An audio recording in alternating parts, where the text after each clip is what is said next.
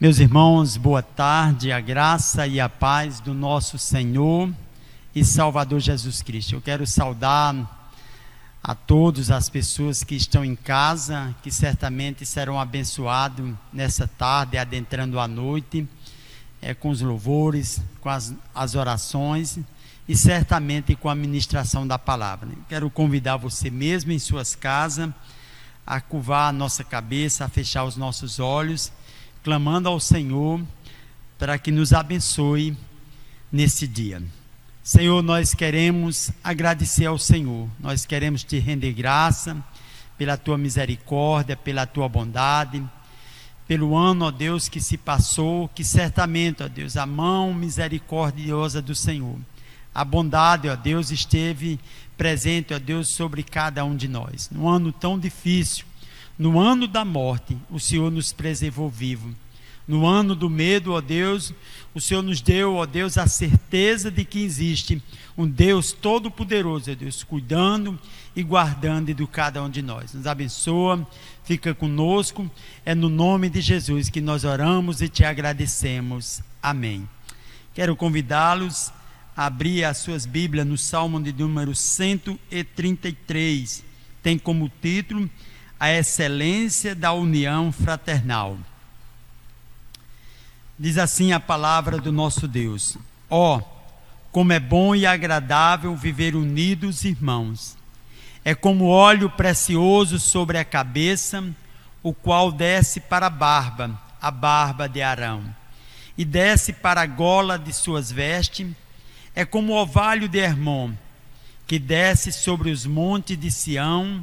Ali ordena o Senhor a sua bênção e a vida para sempre. Eu quero só repetir o verso primeiro do Salmo de número 133, que diz: ó, como é bom e agradável viverem unidos os irmãos. Que o Senhor aplique a palavra em nossos corações. Eu quero nesse instante passar a palavra ao ministério de louvor da nossa igreja. Meus irmãos, a graça e a paz de nosso Senhor Jesus estejam com todos vocês que estão aí nas suas casas nesse momento, acompanhando, o culto, o nosso primeiro culto de 2021.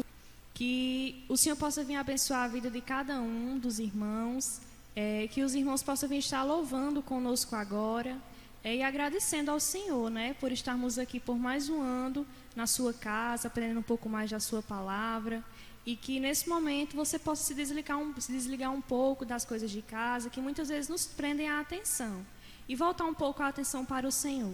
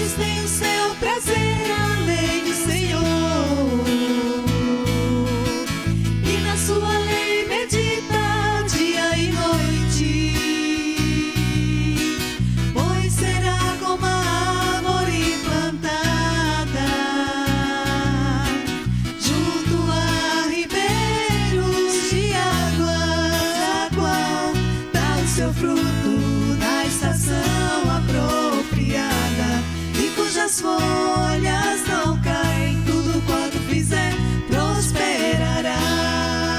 A qual dá o seu fruto na estação apropriada, e cujas folhas não caem, tudo quanto fizer prosperará.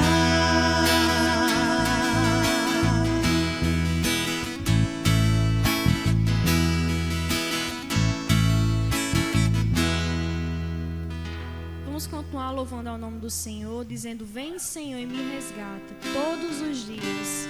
Que nesse ano que está começando, você possa pedir ao Senhor isso no seu coração, que todos os dias você possa retornar à primeira essência no Senhor.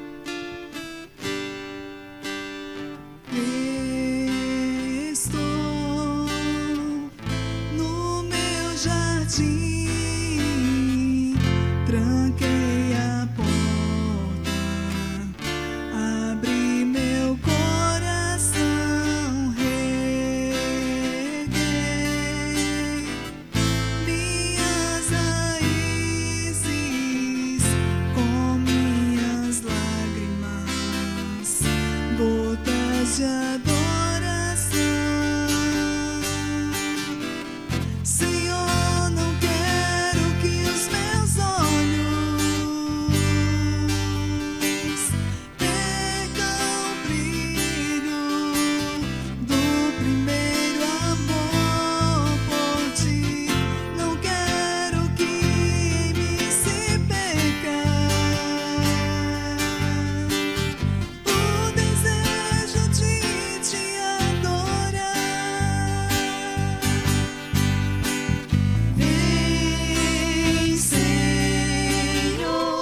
e me resgata todos os dias só pra te adorar. Quero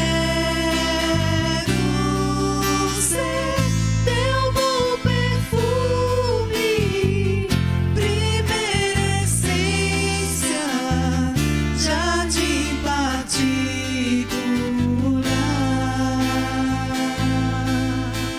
Te adoro, te adoro.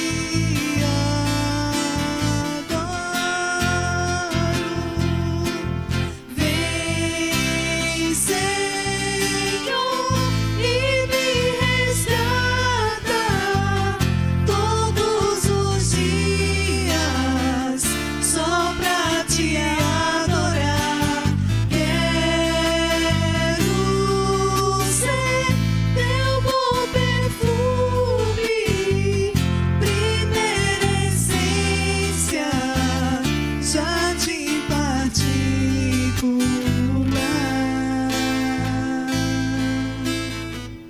Jardim particular.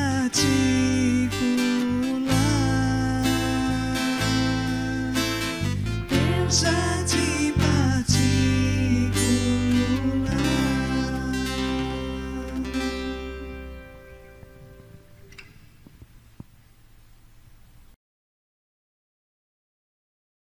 Meus irmãos, eu gostaria que você abrissem as suas Bíblias na primeira epístola de João, no capítulo 1, a partir do verso 5, um texto muito conciso e apropriado para esse momento de contrição, que diz assim na sua palavra: Ora, a mensagem da parte dele temos ouvido e vos anunciamos é esta, que Deus é luz e não há nele treva nenhuma.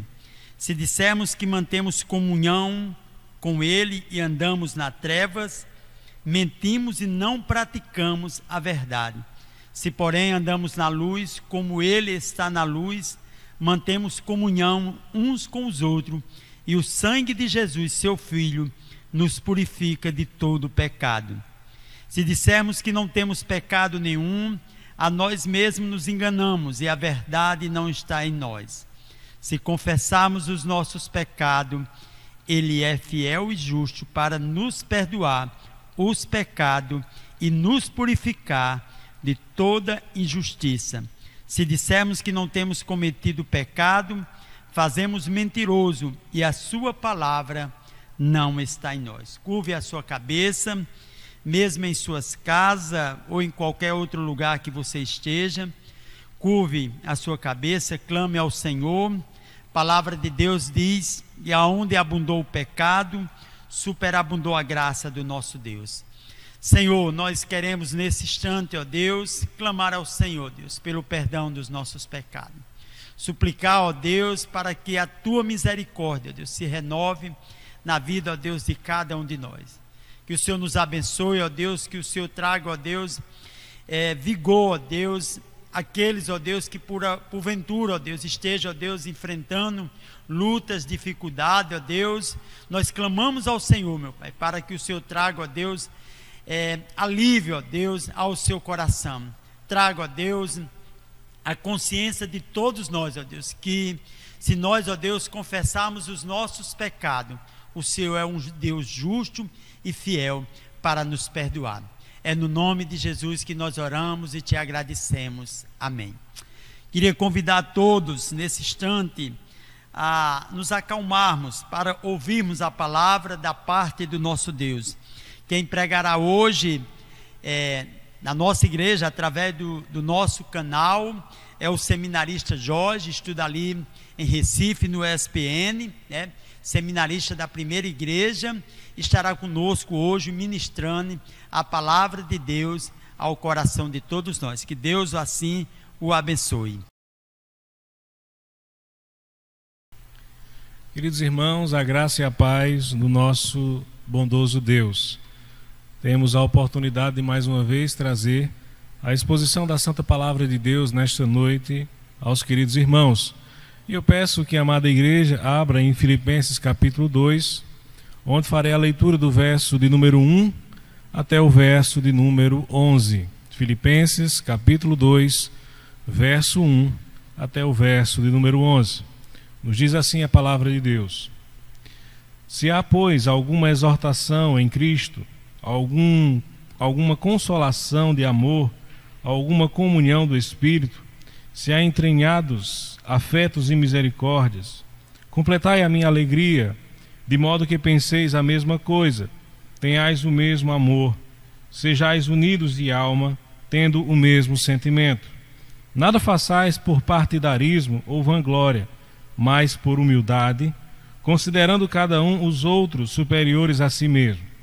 Não tenha cada um em vista o que é propriamente seu, senão também cada qual o que é dos outros. Tende em vós o mesmo sentimento que houve também em Cristo Jesus, pois ele, subsistindo em forma de Deus, não julgou como usurpação o ser igual a Deus. Antes a si mesmo se esvaziou, assumindo a forma de servo, tornando-se em semelhança de homens e reconhecido em figura humana.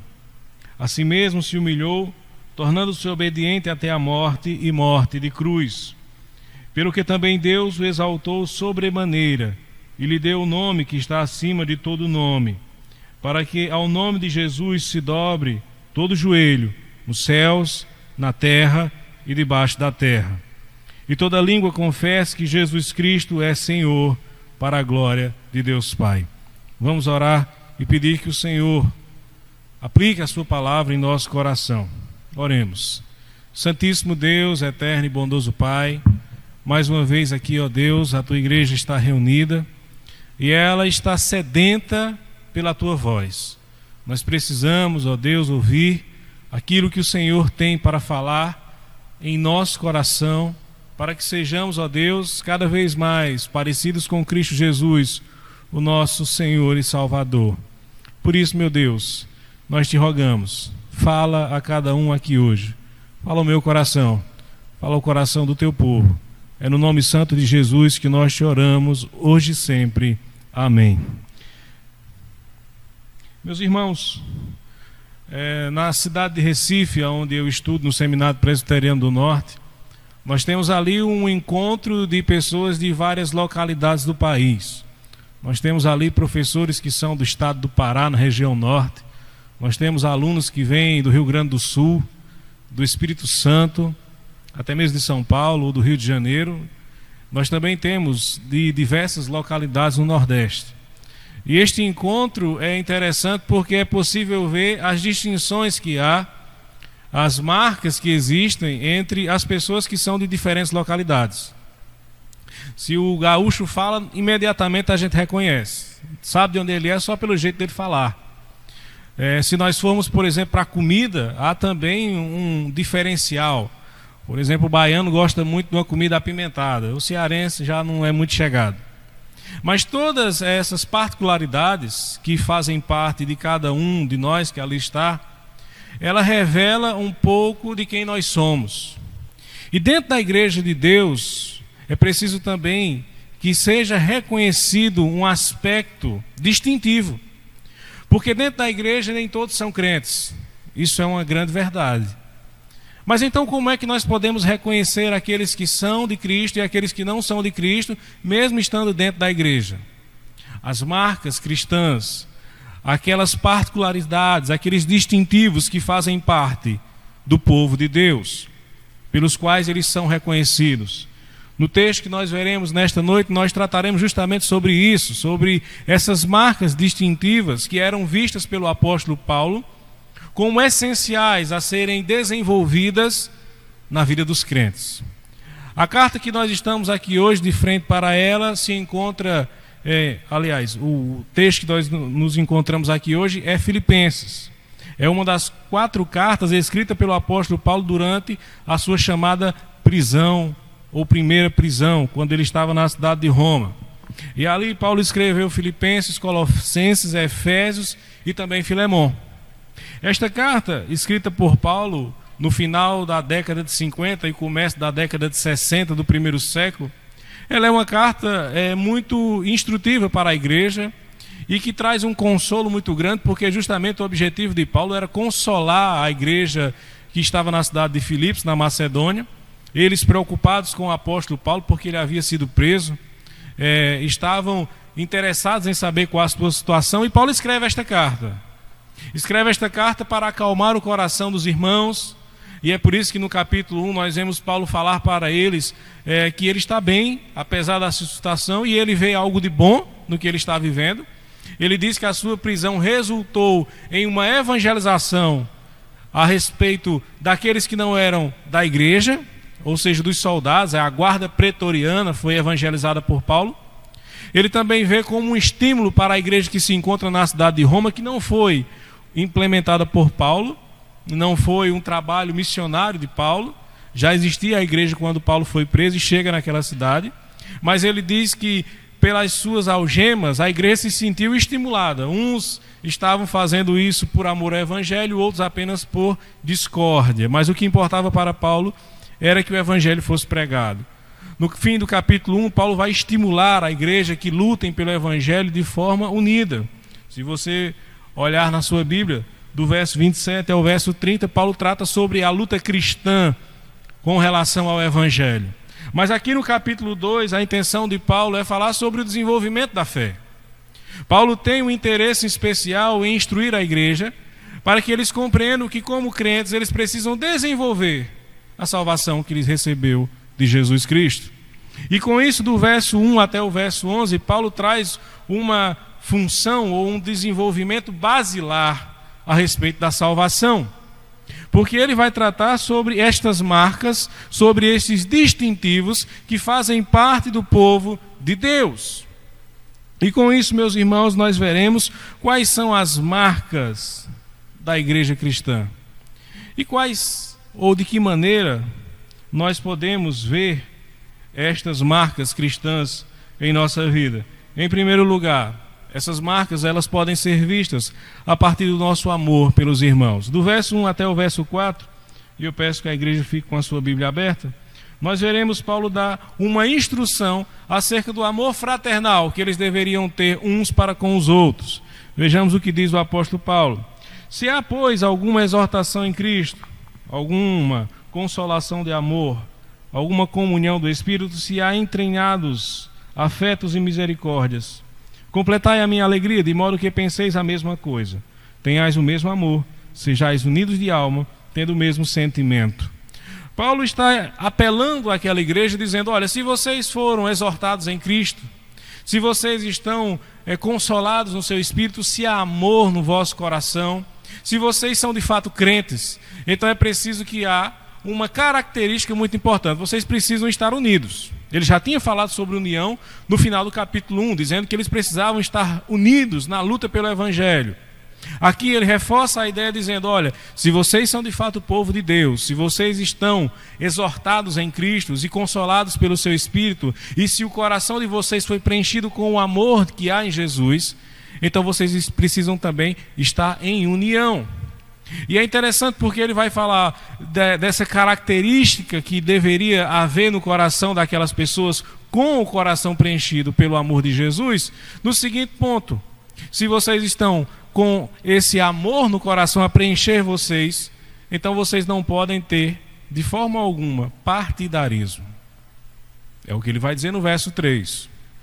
Ele está fazendo um desenvolvimento lógico. O seu raciocínio é: vocês são crentes? Tudo bem. Vocês foram preenchidos pelo amor de Cristo? Muito bem. Então eu preciso que vocês entendam: se há o amor de Jesus no coração da igreja, a igreja está unida. E se vocês estão unidos, o que é que vai haver? Vai haver união. E vocês não vão agir por partidarismo ou vanglória. Não é pelo meu grupo ou não é por mim mesmo. É pela igreja. É pelo desenvolvimento da igreja. É por amor aos irmãos. Paulo está aqui, meus irmãos, desenvolvendo aquilo que Jesus lhes havia dito. Não necessariamente a ele, mas aos outros apóstolos. E que serve para toda a igreja. Amar ao próximo como a ti mesmo. Esse é o mandamento de Cristo. E é isso aqui que Paulo está aplicando. Porque ele diz: olha, se vocês estão completados neste amor de Jesus, se vocês são de fato igreja de Deus, então uma marca precisa estar sendo vista entre vocês. Um amor fraternal.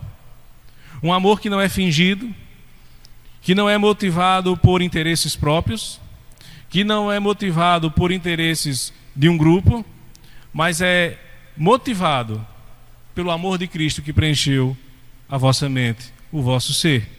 E é por isso que no verso 3 ele diz: nada façais por partidarismo, mas por humildade, considerando cada um os outros superiores a si mesmo. Na igreja de Deus, o desenvolvimento lógico de Paulo é: vocês precisam considerar os seus irmãos maiores do que vocês. Vocês não podem se achar melhores do que ninguém, mas todos estão acima de vocês. E é o que Jesus nos diz. Ele diz: aquele que quiser ser grande precisa diminuir. É assim que funciona dentro da igreja. E é por isso que Paulo está dizendo: ora, vocês precisam reconhecer os seus irmãos maiores do que vocês. E ele então encerra no verso 4 trazendo essa primeira distinção, essa primeira marca cristã, de uma forma que é muito interessante, porque ele diz: olha, não tenha cada um em vista o que é propriamente seu, senão também cada qual o que é dos outros. Como assim? É um sentimento meio comunista que Paulo está aqui desenvolvendo na igreja de Filipenses, que cada um vai repartir em partes iguais o que tem com todo mundo. Não é sobre bens materiais que Paulo está tratando aqui. Ele está falando sobre amor. Ele está falando sobre desenvolvimento espiritual. E o que ele tem em mente é: vocês consideram os outros superiores a você? Você tem este amor no seu coração? Você está consolado pelo Espírito Santo? Você está exortado em Jesus Cristo? Vocês têm esse amor fraternal? Então, muito bem, agora vocês vão ter que dividir isso dentro da igreja. Todos vão dividir este amor, esta misericórdia, este consolo. Esta união, ela vai ser sentida porque ela é real, ela não é fingida. Ela é algo que realmente é expresso pela vida de cada crente. E é por isso então que Paulo aqui, ele traz essa exortação para uma igreja que no capítulo 1 ele diz: olha, vocês vão lutar pelo evangelho de forma unida. E ele continua batendo nesta tecla: permaneçam unidos em amor fraternal, cada um considerando o outro superior a você. Não há partidarismo dentro da igreja, não há vanglória. Há um sentimento de amor real que precisa ser compartilhado, que precisa ser vivenciado a cada dia. E é por isso, meus amados irmãos, que nós precisamos ter este mesmo sentimento que Paulo aqui exorta à igreja dos Filipenses. Nós precisamos deste amor a preencher os nossos corações. Se nós não somos capazes de amar ao nosso irmão a quem vemos, como poderemos amar a Deus a quem não vemos? Isso precisa estar muito claro. Isso precisa estar muito fixo na mente do povo de Deus.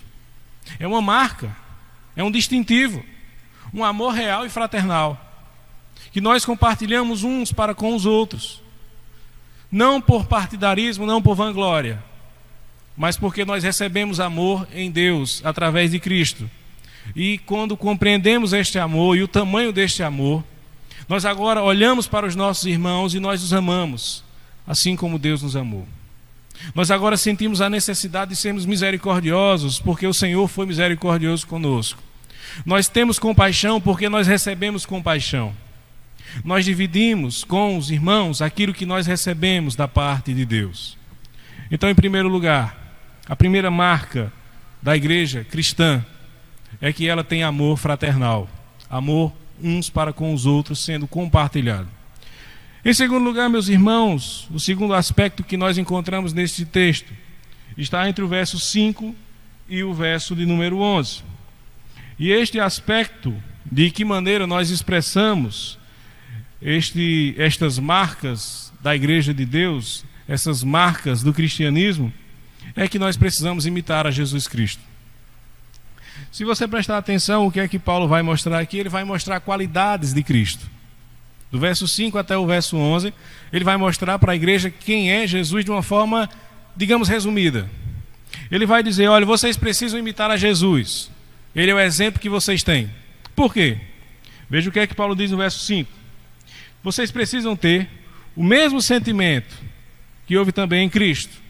Pois ele, subsistindo em forma de Deus, não julgou como usurpação o ser igual a Deus.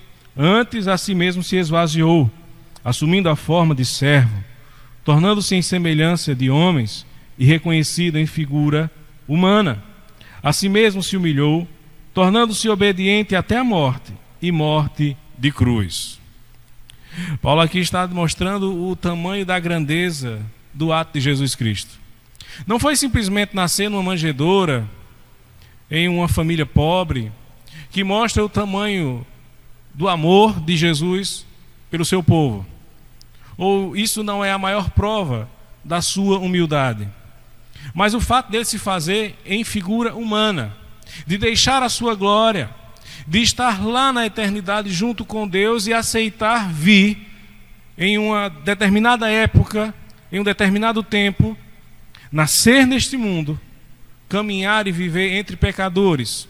E não apenas isso, mas aceitar todos os pecados que eram destes a sua própria vida. Cristo recebe de Deus a ira, porque ele recebe os pecados que são da sua igreja. É por isso que Paulo está dizendo, vocês precisam ter esse mesmo sentimento, porque Cristo, ele não se evadiu do seu grande objetivo, da sua grande função como Deus Filho, que foi de redimir o seu povo. Ele aceitou ser colocado em uma cruz, humilhado, escarnecido, por amor. Esse distintivo, esta marca de humildade, de amor, ela precisa também ser vista na igreja. É o que Paulo está dizendo. Vocês precisam ser iguais a Jesus Cristo. Inclusive Paulo diz isso, ser depois imitadores de Cristo como eu também o sou. Vocês precisam agir assim. Se vocês querem um modelo, se vocês querem uma forma de se comportarem a partir de uma imitação, então façam semelhante ao que Jesus fez. Vocês precisam agir como ele, se comportar como ele, ter esse mesmo amor, essa mesma entrega, ter esse mesmo sentimento de humildade, aceitando todas as humilhações que lhe foram postas, sem merecer.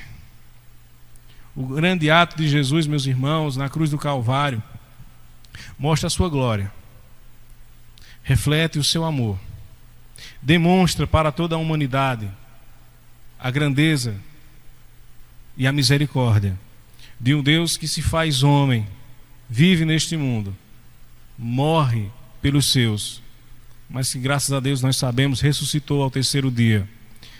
E esta vitória sobre a morte e a ressurreição é também atestada por Paulo, porque ele vai dizer, esse Jesus que aceitou toda esta humilhação, que foi obediente a Deus até o último instante, até a morte na cruz do Calvário, na cruz maldita, como se fosse um malfeitor, recebendo a ira de Deus por causa dos pecados do seu povo. Este Jesus, ele foi glorificado por Deus. É o que ele diz depois. Vejamos o que diz o verso 10. Pelo que também Deus o exaltou sobremaneira e lhe deu o nome que está acima de todo nome, para que ao nome de Jesus se dobre todo joelho nos céus, na terra e debaixo da terra, e toda língua confesse que Jesus Cristo é Senhor, para a glória de Deus Pai.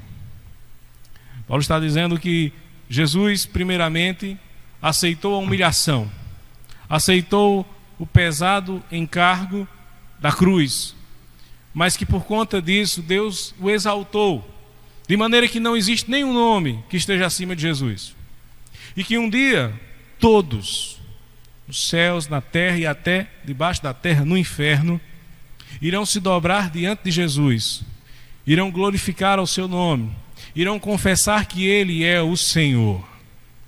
De maneira, meus irmãos, que como igreja nós precisamos ter esse mesmo sentimento de humilhação, esse mesmo sentimento de entrega e de obediência a Deus, tendo a certeza de que não agora, não nesta terra, não nesta vida, mas um dia nós também seremos exaltados. Paulo diz em Romanos: se com Ele sofremos, com Ele também seremos glorificados.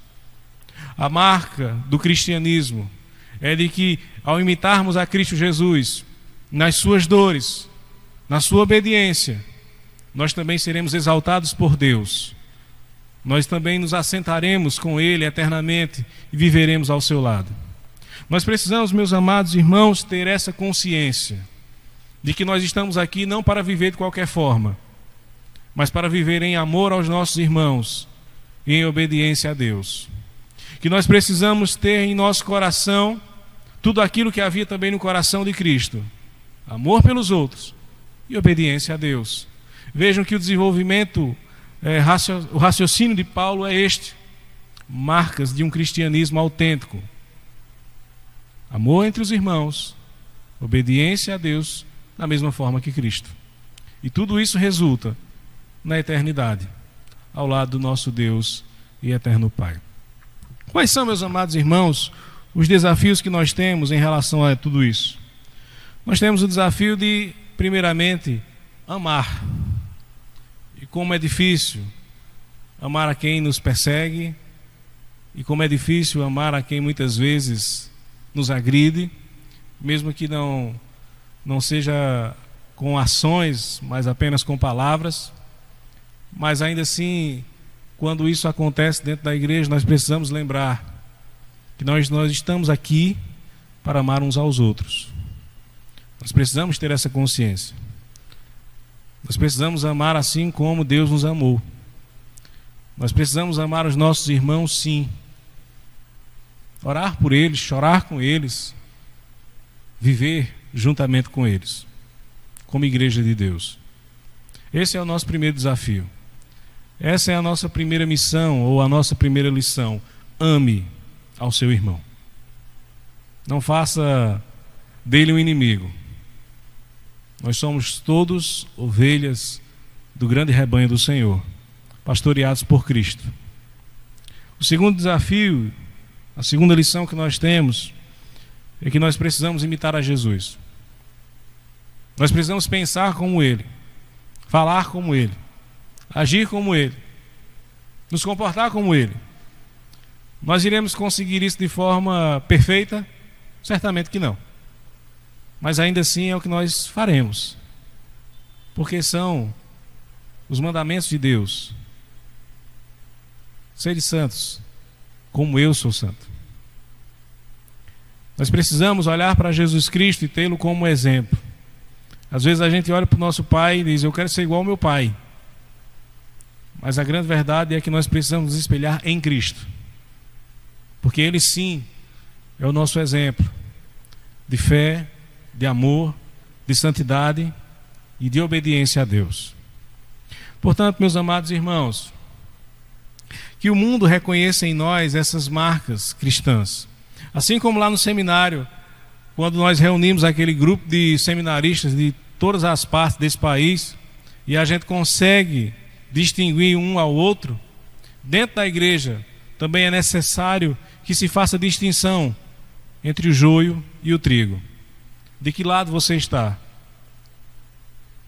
Como alguém que imita Jesus e que ama os seus irmãos, ou como alguém que tem partidarismo, vanglória e que desobedece a Deus?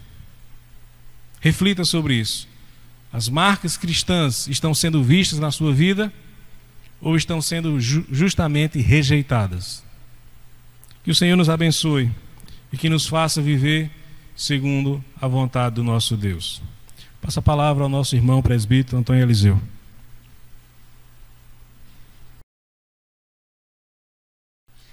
Amém, meus irmãos. Nós estamos concluindo o culto desta noite, desejando a todos um domingo abençoado, uma semana de paz, um ano de 2021 extremamente abençoado. Que a mão do Senhor esteja sobre a vida de todos nós, aqueles pelo qual Deus concedeu a graça de ouvir a sua palavra nessa tarde. Nós vamos orar encerrando. Depois das orações nós temos alguns avisos para passar para os irmãos, tá certo? Senhor, nós queremos agradecer ao Senhor, Deus, por tudo, ó Deus, por uma tarde e noite abençoada, ó Deus. Clamamos ao Senhor, suplicamos, ó Deus, para que o Senhor receba, ó Deus, as nossas orações, os nossos louvores. Clamar ao Senhor, Deus, que através da tua santa palavra, Deus, ela traga, ó Deus, transformação, ó Deus, na vida, ó Deus, que escutaram, ó Deus, a tua santa palavra nessa noite. Que o Senhor nos abençoe, que o Senhor nos conceda uma noite de paz, um restante, uma semana, ó Deus, extremamente abençoada, um ano que se inicia, ó Deus, um ano de muita paz, um ano de bênção, um ano, ó Deus, em que a tua mão poderosa, ó Deus, esteja nos guardando e livrando de todo o mal. Um ano, ó Deus, em que a nossa família, ó Deus, esteja guardada e protegida pelo Senhor. É no nome de Jesus que nós oramos e te agradecemos. Amém. Eu quero avisar a igreja, que próxima terça-feira, dia 5, nós retornaremos aos cultos presencial. É nossa primeira reunião de oração aqui no templo, de forma presencial. E no domingo seguinte, nós já estaremos aqui novamente na igreja, também com culto presencial. Que Deus assim nos abençoe.